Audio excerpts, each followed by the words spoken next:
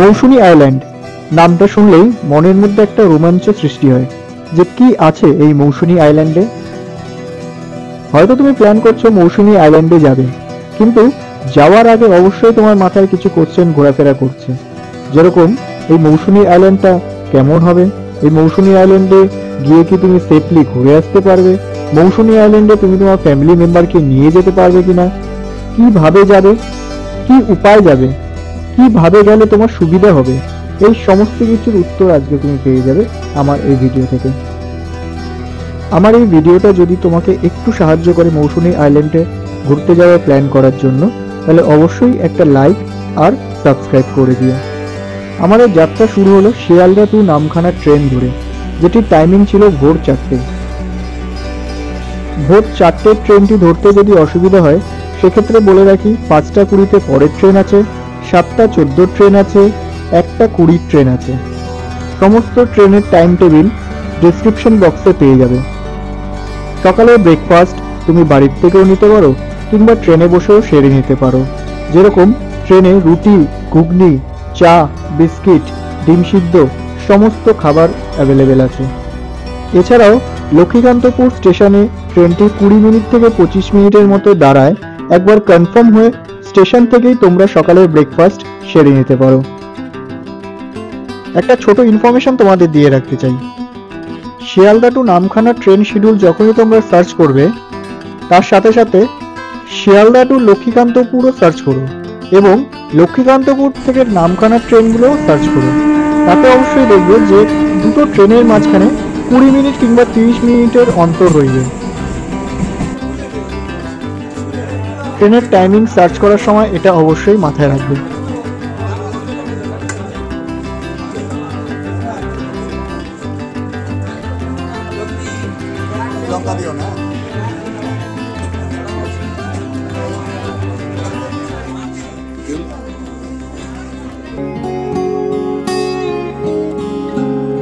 চলন্ত ট্রেনের জানলা দিয়ে প্রাকৃতিক দৃশ্য দেখতে দেখতে কখন যেন তুমি পৌঁছে যাবে নামখানা স্টেশনে। নামখানা স্টেশনে নেমে তোমাদের টোটো কিংবা বাস নিয়ে পরবর্তী গন্তব্যের উদ্দেশ্যে রওনা দিতে হবে।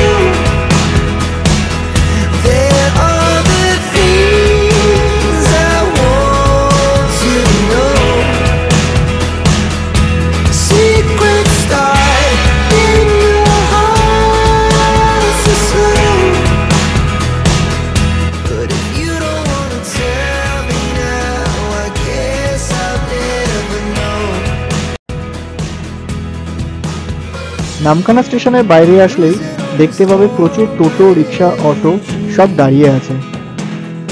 তোমরা চাইলে এখান থেকে একটি টোটো নিয়ে তোমার গন্তব্যের উদ্দেশ্যে যেতে পারো। জনপ্রতি ভাড়া পড়বে 50 থেকে 60 টাকা। আর যদি রিজার্ভ করে যেতে চাও তাহলে 300 থেকে 400 টাকা তোমার খরচ হবে। সম্পূর্ণটাই ডিপেন্ড করছে তোমার বার্গেনিং এর উপর। তোমাদের জানিয়ে রাখতে চাই, আমরা এই পথটি ধরে মেন রাস্তার দিকে এগিয়ে এসেছিলাম।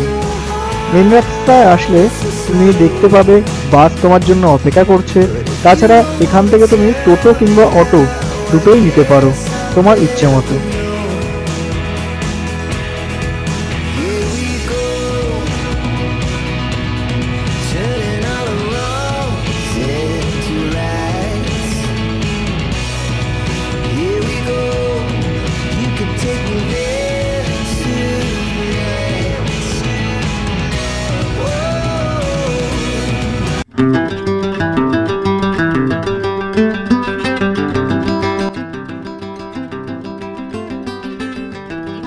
কলকাতা থেকে মাত্র 120 কিলোমিটার দূরত্বে অবস্থিত এই মৌসুনী আইল্যান্ড।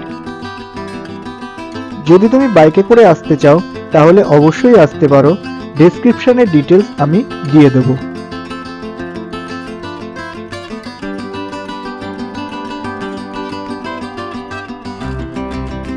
ব্রিটিশ আমলে এই মৌসুনী আইল্যান্ডকে ব্যবহার করা হতো শুকনো মাছের বাণিজ্যিক কেন্দ্র হিসেবে। কালক্রমে এই জায়গাটি এখন পর্যটকদের প্রধান আকর্ষণের জায়গা হয়ে উঠেছে। নামখানা থেকে মৌসুনী আইল্যান্ডে যাওয়ার জন্য তোমাকে ফেরি ক্রস করতে হবে। বাগডাঙ্গা ফেরিঘাট, হুজ্জুতির ফেরিঘাট আর পাতিবুনিয়া ফেরিঘাট। যেহেতু মৌসুনী আইল্যান্ডের সমস্ত ক্যাম্পগুলোই দক্ষিণ দিকে অবস্থিত, তাই ফেরি ক্রস করার জন্য পাতিবুনিয়া ফেরিঘাট ইউজ করাটাই শ্রেয়। তোমরা যারা 4 হুইলার নিয়ে আসতে চাও তারা পাতিবুনিয়া ফেরিঘাটের পাশেই পার্কিং লটে রাখতে পারো। সমস্ত খরচের বিবরণ আমি ডেসক্রিপশন বক্সে ডিটেলসে দিয়ে দেব।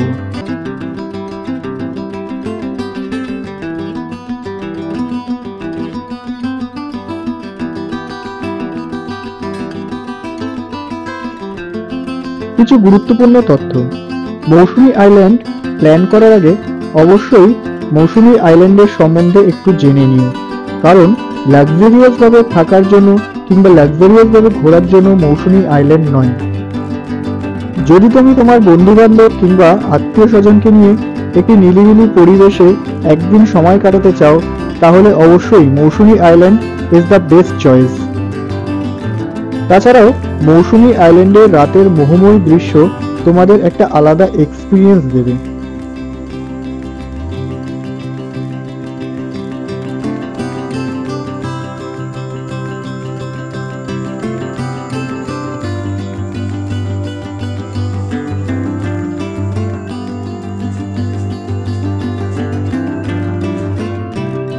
আর যদি তোমরা তোমাদের খাবারের মেনুতে কাস্টমাইজ করতে চাও তাহলে তোমাদের ক্যাম্পের আধিকারিককে আগের থেকে ইনফর্ম করে দিও।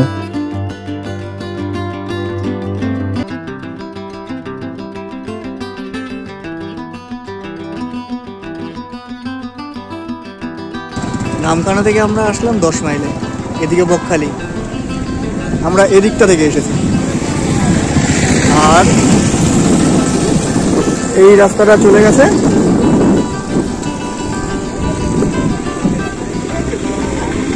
পাতিবুনিয়া ঘাটের দিকে।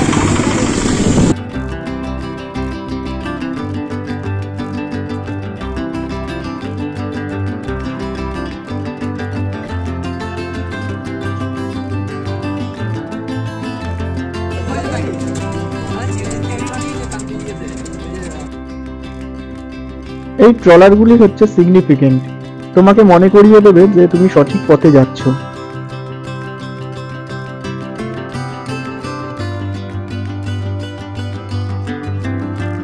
নামখানা থেকে 10 মাইলের দূরত্ব 13 কিলোমিটার।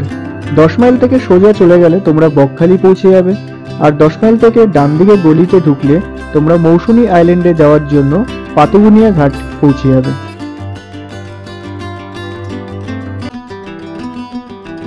এই 10 মাইল থেকে পাতিবুনিয়া ঘাটের দিকে যেতে প্রাকৃতিক দৃশ্য অবশ্যই তোমার মন কাড়বে। টোটো করে পাতিবুনিয়া ঘাটে পৌঁছানোর জন্য রাস্তাটির কন্ডিশন নো ডাউট এখন খুব ভালো।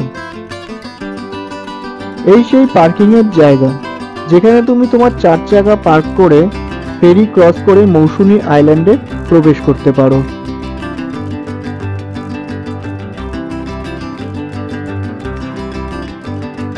ঘাটের সামনে ফেরি পারাপারের সময়সূচি দেওয়া আছে বোর্ডে।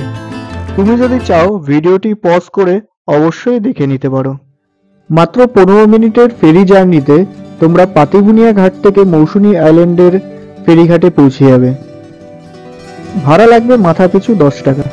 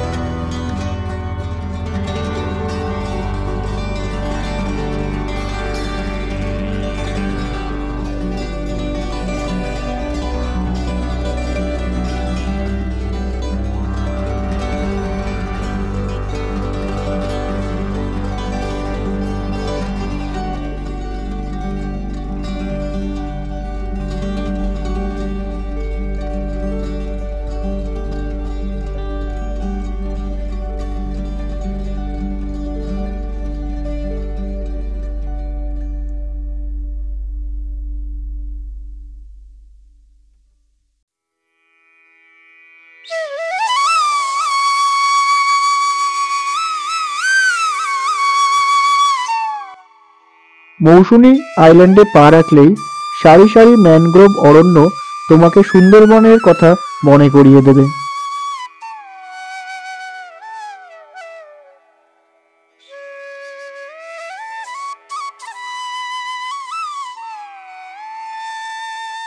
এরপর তোমরা ফেরিঘাট থেকে একটু এগোলেই দেখবে সারি সারি টোটো দাঁড়িয়ে আছে। উল্লেখ্য, টোটো ভাড়া নির্দিষ্ট। 25 টাকার বিনিময়ে ফেরিঘাট থেকে তুমি পৌঁছে যাবে তোমার বুকিং করা ক্যাম্পে। আর যদি বুকিং করতে না চাও, কোনো অসুবিধা নেই। সিজন ছাড়া বছরের যে কোনো সময় তুমি 2, 3, 4 ক্যাম্প ঘুরে স্পট বুকিং করতে পারো।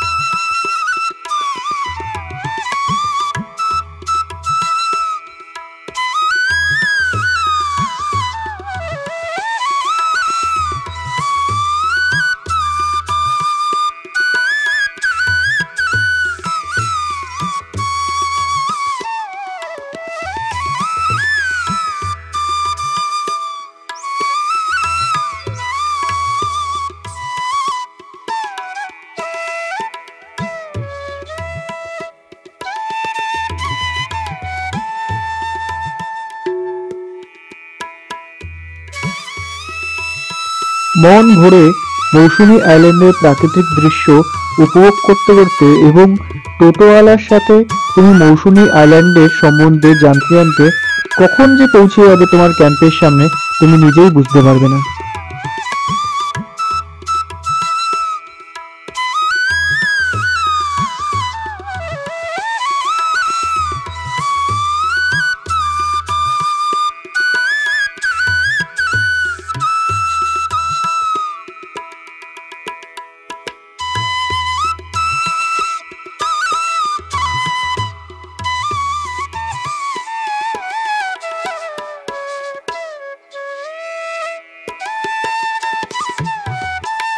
এই যে দেখছো টোটো স্ট্যান্ড, এই টোটো স্ট্যান্ডের সামনে থেকে ডান দিকে রাস্তাটা টার্ন নিয়ে কিছুটা গিয়ে বাঁদিকে টার্ন নিলেই একের পর এক তোমরা বিভিন্ন ক্যাম্প দেখতে পাবে।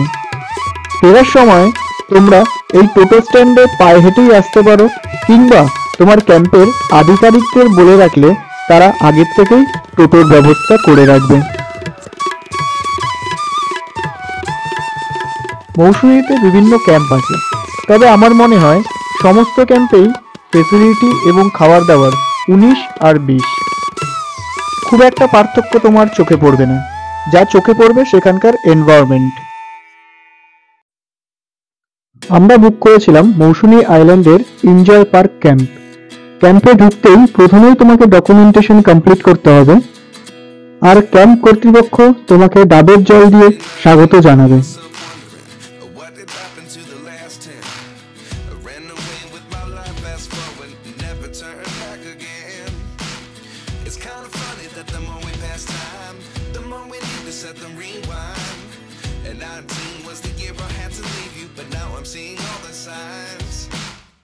এই যে ডবল বেডেড রুমগুলো দেখছো, এইগুলোর রেট মাথা পিছু 1300 থেকে 1600 টাকা।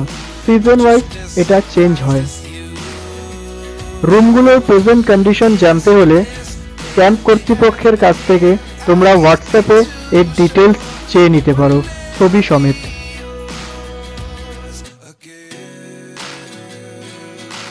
লাঞ্চ করতে কিছুটা সময় আছে, চলো আজ আমরা এনজয় পার্ক ক্যাম্পের 4 সাইডটা একটু ঘুরে দেখি আর তোমাদেরকেও দেখাই। একেবারে সমুদ্রের পাশে এই যে টেন্টগুলো দেখছো, এগুলো অ্যাডভেঞ্চার টেন্ট। তোমরা যদি টেন্টে থাকতে চাও, মাথা পিছু 900 থেকে 1100 টাকা তোমাদের পড়তে পারে। সিজন ওয়াইজ এটা চেঞ্জেবল। যাওয়ার আগে অবশ্যই সেই সময়কার সিচুয়েশন জানতে ক্যাম্পের আধিকারিককে কল করে নেবে। এছাড়াও রয়েছে ফ্যামিলি টেন্ট। ফ্যামিলি টেন্টে একসাথে তোমরা 6 থেকে 8 জন থাকতে পারো। প্রতিটি টেন্টেই রয়েছে লাইটের ব্যবস্থা, একটি ফ্যানের ব্যবস্থা আর কুলার সিস্টেমের ব্যবস্থা। এই ক্যাম্পের আরও একটা অসাধারণ জায়গা দেখাচ্ছি।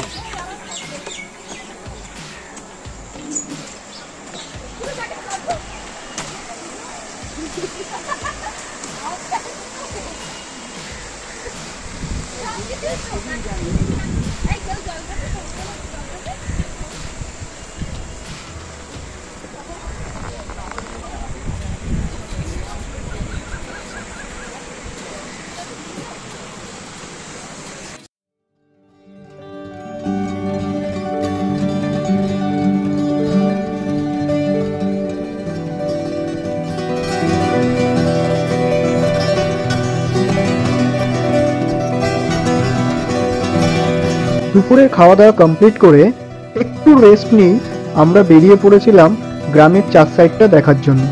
তোমরাও ঠিক এই শিডিউলেই যদি তোমাদের প্ল্যানটা করো, আশা করছি ক্যাম্পের সাথে সাথে ক্যাম্পের আশেপাশের দৃশ্য দেখলে তোমরা অবশ্যই মনোমুগ্ধ হয়ে যাবে।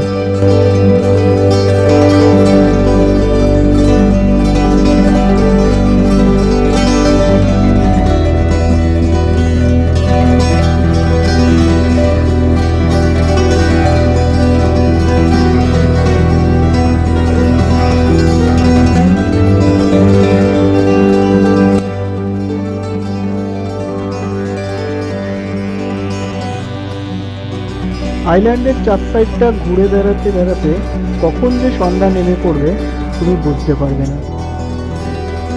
সূর্যকে বিদায় জানিয়ে চাঁদকে সঙ্গী করে যখন তুমি ক্যাম্পে পৌঁছবে, ক্যাম্পের এনভায়রনমেন্ট একদমই অন্যরকম হয়ে যাবে।